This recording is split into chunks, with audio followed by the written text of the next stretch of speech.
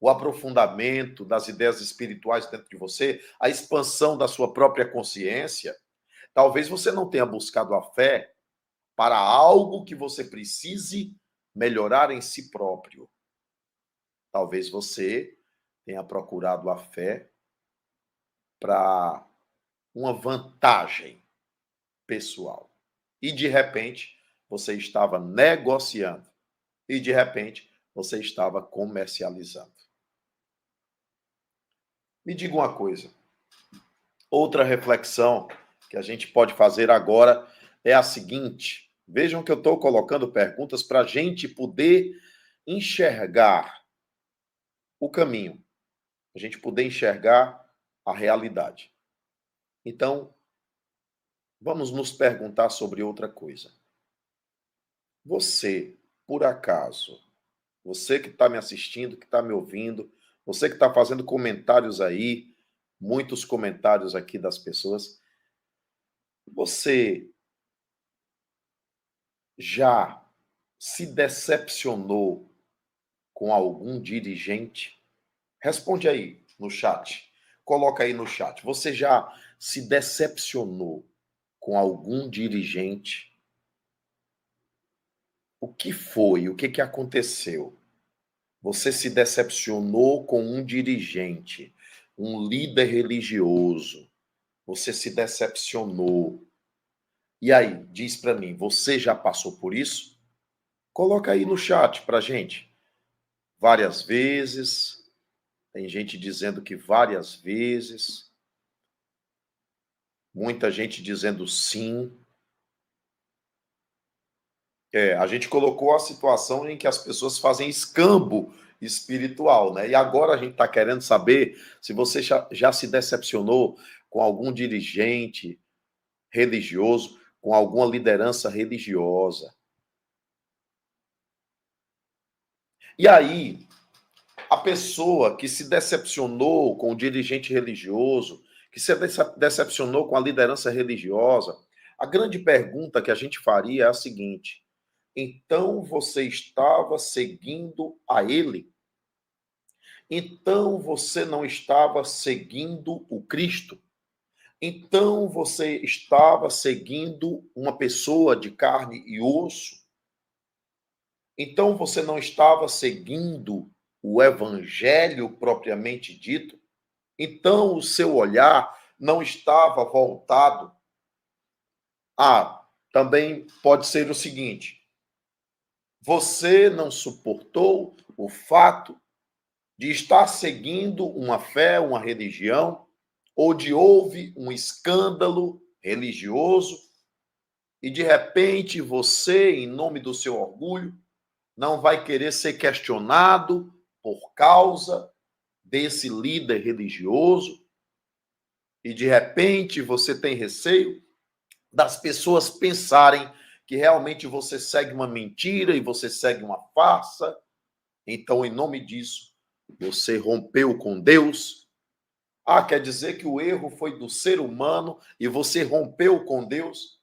Percebeu que existe a necessidade de desenvolver uma maturidade espiritual e perceber que o seu olhar e a sua adoração tem que estar voltadas para Deus e não para um ser humano, porque o ser humano vai te decepcionar. O ser humano vai errar com você, tanto quanto você erra. Tanto quanto você também erra. Então, a falha não é da mensagem, a falha é do mensageiro. E aí, muitas pessoas confundem o mensageiro com a mensagem. E, em nome disso, rompem com tudo. Eu conheci pessoas assim. E conheço pessoas assim. Que, em nome de suas decepções, abandonam o barco da fé. E isso prova para a gente uma coisa. Pare de fixar a sua experiência religiosa dentro de uma perspectiva de ambiente, dentro de uma perspectiva de paredes, dentro de uma perspectiva de desenho, de configuração física. Pare de querer viver a fé em Deus a partir da carne, a partir da expressão corpórea de alguém, a partir da liderança de alguém, porque essa liderança tem que estar focada no Cristo, na mensagem. O mesmo se aplica se você buscou aí religiões que não são cristãs.